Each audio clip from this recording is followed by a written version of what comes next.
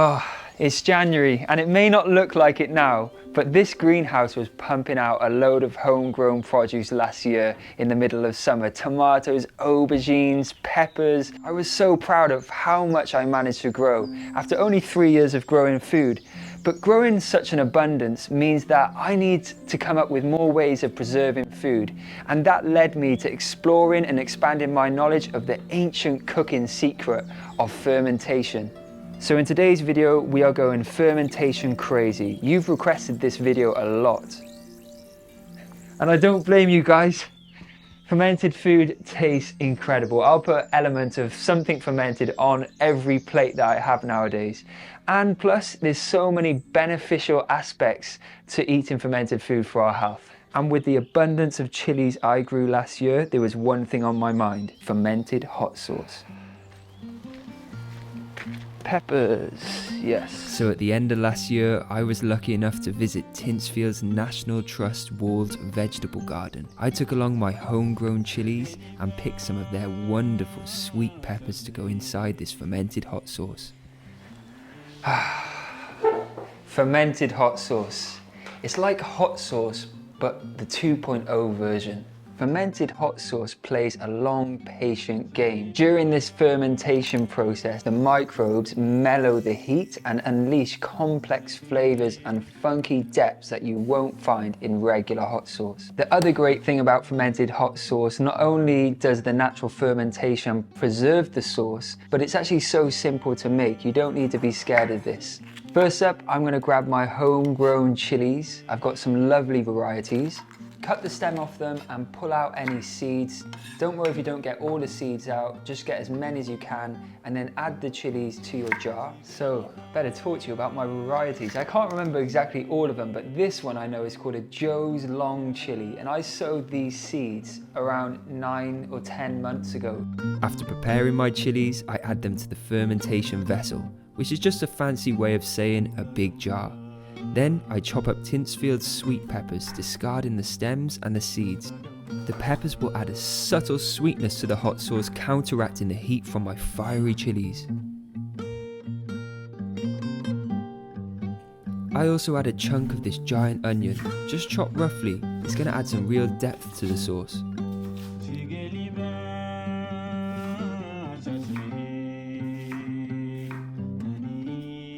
And of course, we must add a few cloves of garlic.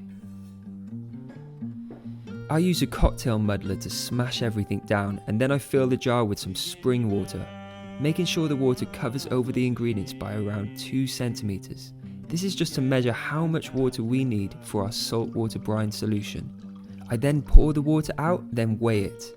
I then calculate what 3% of the water's weight is, using Siri of course.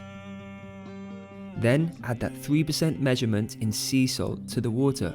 Stir really well to dissolve the salt, creating my brine.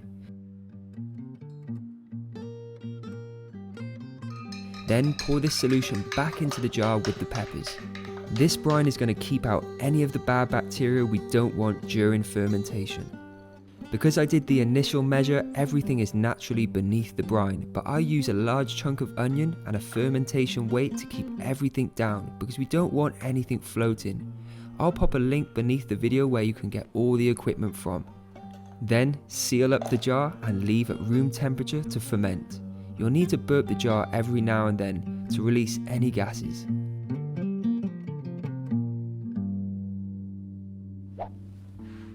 Four weeks later and I'm back home in Wales, and it was ready to turn my fermented chilies into a hot sauce. Guys, the smell is so intense.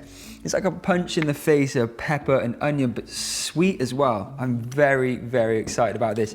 Gonna take the weight out now and get this blitzed up into super smooth, and then get it into some of my sterilized bottles.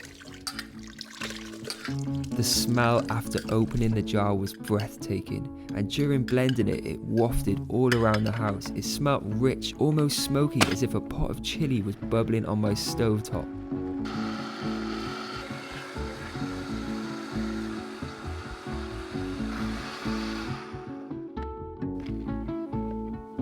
Dad, this is the fermented hot sauce.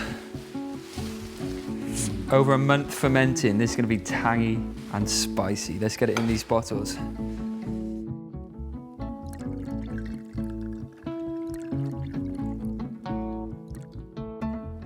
And there's one bottle of beautiful homegrown Welsh fiery chilies, fermented and turned into a hot sauce that's gonna last me months in the fridge. Whew, fiery. I labelled the bottles for friends and family, but I had to taste it on camera for you.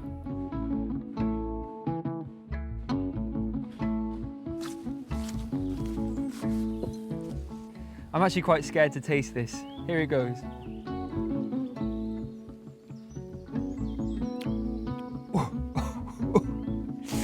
Woo! Wow, I'm instantly hit with like a punch of fieriness. It's so good, and it's like building layer upon layer of flavor as it goes. And it's not like vinegary like a traditional hot sauce. It doesn't like make your eyes water. It's a subtle tang, a sweet tang actually. You know what? I could actually drink this. It is spicy, but it's pleasantly spicy. Maybe during the fermentation, it's subtled out that heat. This is going to be drizzled all over my meals for the foreseeable future for sure. Guys, having probiotics in your diet is so important for your gut health and overall health in turn. So if you're not eating fermented foods often, like these recipes I'm showing you today, then you must try AG1. So I've been taking AG1 pretty much daily for the last year or so, and I do feel really good because of it. My mum is even on board and enjoys it because it's so convenient. AG1 is a super powerful, simple supplement with vitamins, minerals, whole food source nutrients and more in a single scoop that takes seconds to mix each morning. It helps with your brain, heart, energy and immune health. AG1 is designed to support your body's needs every day. They make healthy habits beautifully easy for you. So just one scoop, once a day, 1 glass of water, all in less than a minute. And it's also good for your hair, skin and nails, which is great because I'm trying to grow mine. So if you want to get your hands on some AG1, then just click the link in the description box and you can get started on your first purchase, and you'll get 5 free travel packs plus a free 1-year supply of vitamin D3 plus K2. Thank you so much AG1 for sponsoring today's video. Oh, that hot sauce was so good. I ended up giving most of it to friends and family. It was such a hit and had real depth of flavor. The science aspect of fermentation and making things like kimchi and sauerkraut is actually not that complicated. It harnesses the power of lacto-fermentation. When veg like cabbage for sauerkraut meets salt, the beneficial bacteria, lactobacillus, found on the skins of cabbage and other fruits and vegetables, start to consume the sugars within the veg or fruit, turning them into lactic acid. This acid not only preserves the veg, but also creates that tangy, flavorful kick. Now I want to show you that you can make a sauerkraut inspired ferment with pretty much anything. So this is my recipe for parsnip sauerkraut back at Tinsfield, and boy did they grow some big parsnips.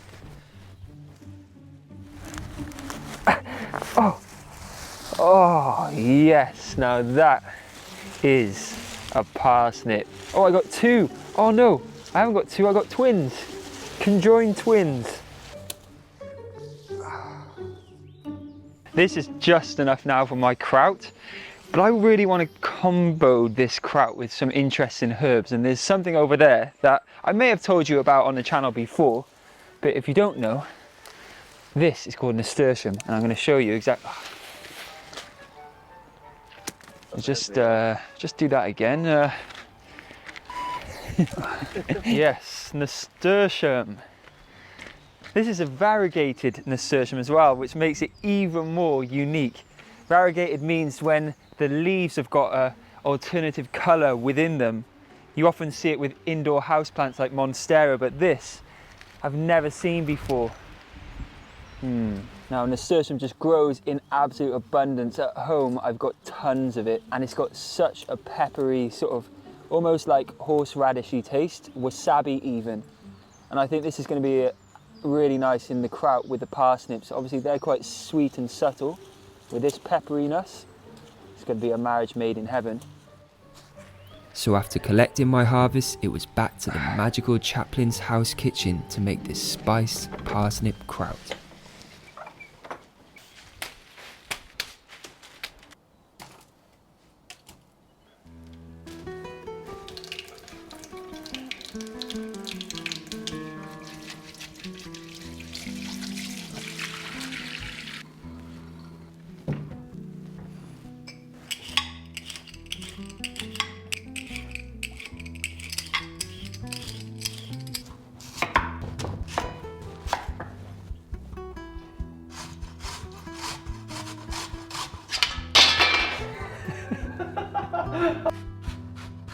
After washing, peeling and grating the giant parsnips, I add them to a big mixing bowl along with a couple of finely sliced sweet, crisp apples. Now I must add some heat, so I grab one of my homegrown chilies, plus I'll finally chop up some garlic and ginger and add those to the bowl.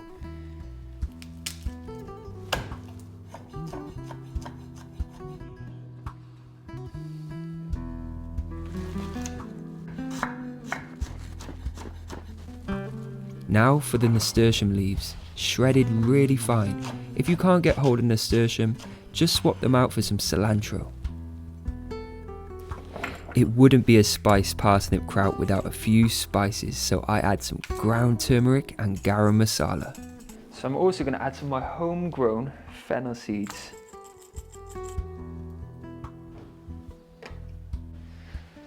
Alright, it's time to add the salt. Now this is really important. Get some sea salt, and I've just worked out what 2% of the weight of these ingredients, and I'll add that weight in sea salt, then give it a really good massage to draw as much moisture and liquid out as possible, and that's going to create the brine.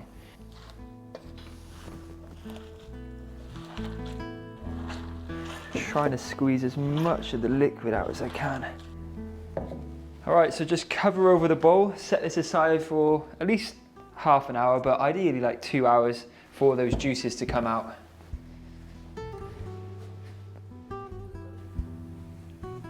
Then it's time to pack the parsnip kraut into some clean jars.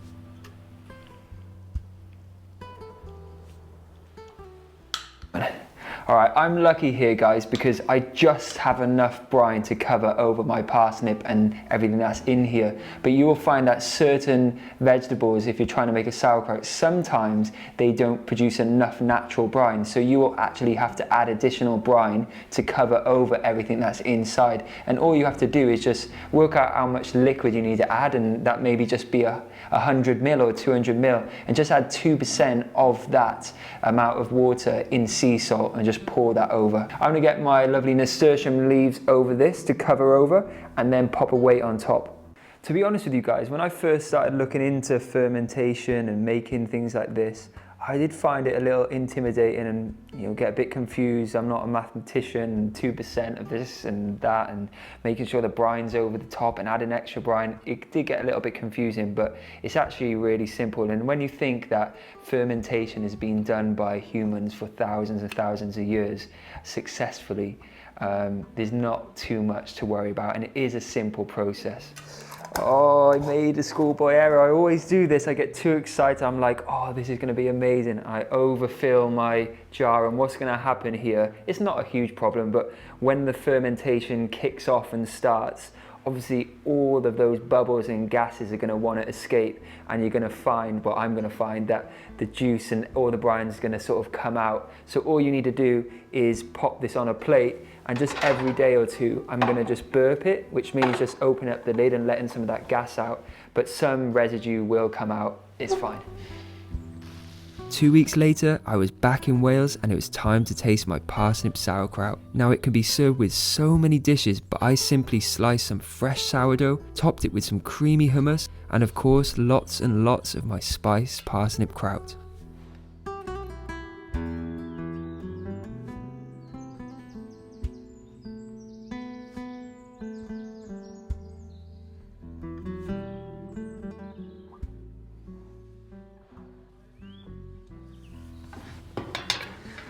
So this parsnip kraut now has been fermenting for over 4 weeks. It's time to give it a taste. I'm expecting real tang here. With that spice, I think it's going to be the perfect combination. Here it goes.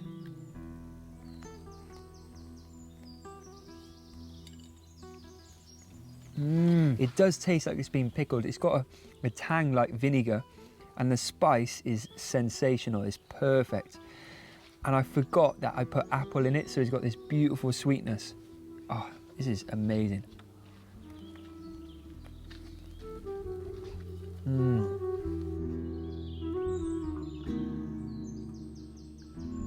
Now, I did not expect to have so many parsnips in the ground still. That is blown my mind. And I would usually be overwhelmed when having harvested so much of one thing. But now, with my new parsnip kraut recipe, I'm going to make a bucket load. It was that good. And the next recipe will hopefully blow your mind. I wanted to use the power of fermentation to make a cheese, but a cheese without dairy, and this is how it came out. Believe it or not, this aged cheese contains 0 dairy. As someone who avoids dairy, I was determined to create a cheese substitute that's delicious and doesn't taste like plastic. It all starts with fermentation, and for that, cashew nuts are my foundation. So here's my cashew nuts. I actually let them soak overnight, which has made them plump up beautifully, which is perfect because we're about to blend them. And it's so important with this cheese is that we blend it properly so it's so smooth. So it does take some perseverance in the blend, and you do need like a powerful blender, and you need the use of a spatula to help keep mixing it as it's not as it's blending, but in between blends. So I'm going to drain my plumped up cashew nuts first and get them into my blender, along with some of my homemade miso paste, which is actually 9 months in the making. Another fermentation recipe that I will show you in the future. I'm also going to add some garlic granules, some lemon juice, and some nutritional yeast. Nutritional yeast has a real nutty, almost cheese-like flavor, so I'm going to add some of that to it. Plus, I'm going to grab a probiotic capsule. So now you're thinking, oh, it's too sciencey. Where am I going to get one of these capsules from, or this sachet from? Don't worry, guys. I'll pop a link below to Amazon. You can get loads of this type of thing. And this type of stuff is used to make yogurts, etc. And it's great for cashew nut cheeses because it's going to introduce some beneficial bacteria into the mix and just speed up that fermentation process and make it really controlled as well. So it's vitally important to try and get your cashew nut cheese as smooth as possible. Remember, if it isn't that smooth, you're going to have a cheese that has lots of lumps in it, and we don't want that. So make sure your blender is powerful, and don't add too much liquid, but just add enough to help it blend, and often stop the machine and use your spatula to give it a good old stir and scrape down the sides until it's really smooth. All right, we're there. That is how smooth you want it. And it's at this point where I'll transfer it to a small mixing bowl, add a pinch of sea salt, and I'll taste it just to make sure there's enough in there. Then I'll get it into a cheese bag or a sheet of muslin. It amazes me how smooth and creamy this is at this stage, but it's going to firm up during the fermentation process to a firmness that you won't even believe. It's kind of crazy. And you can get really experimental with flavorings at this stage and different types of nuts as well. So I'm going to tie this bag up now, and then I will leave it at room temperature for around 2 to 3 days to let it ferment. And after that time, I'll pop it into the fridge for a day before molding it. Guys, it has been 3 days of fermenting my cashew nut cheese, and the smell is blowing my mind. It actually smells a lot like real cheese, which is crazy.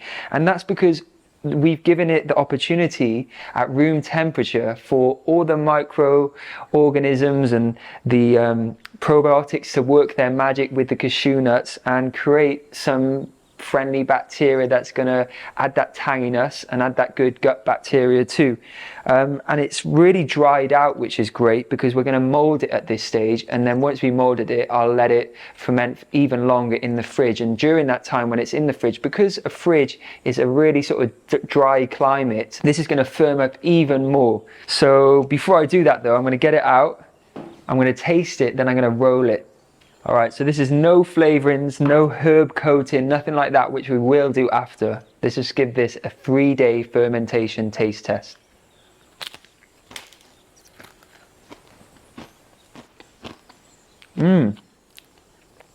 Wow, that has got a beautiful cheesy tang. Oh wow, and it keeps on building that flavor. I'm getting that nice subtle garlic flavor too, and a nice tang from a lemon, and just tang from fermentation in general. But this can get better. We can age this for longer. So to do that, I'm going to roll this up now and create a nice roll of cheese, get that in the fridge, and let it ferment for really as long as I want it to. I'm going to do it for about 3 to 4 days, and then coat it in a mixture of black peppercorns and Tintsfield rosemary. Oh, 1 week in the making, this fermented cashew nut cheese. I can't wait to taste this. I'm gonna make a little cheese board now, make it look spectacular. Let's do it.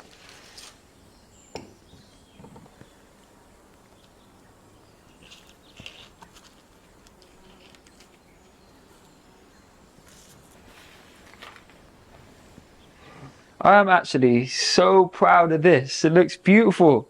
I'm gonna go down to the kitchen garden now and let Anna the gardener taste it. Oh my word, Anna. Not only did you grow all this, but you've created this unbelievable display. Well, I brought you some of your figs that I turned into a chutney. Oh my gosh. And we're gonna enjoy it with some of my homemade fermented cashew nut cheese that I've actually coated in some of your rosemary as well, actually. All right, let's get some of this cheese on for you.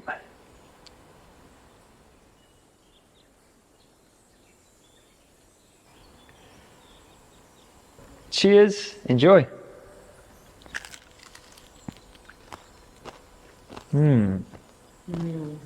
That's amazing. Thank you. Tangy. I think the longer you ferment this cheese, the better, if I'm honest with you. It could be a little more tangy, and the longer you do that, it will firm up more. But this is great, right? Delicious. For a plant-based cheese. Yeah.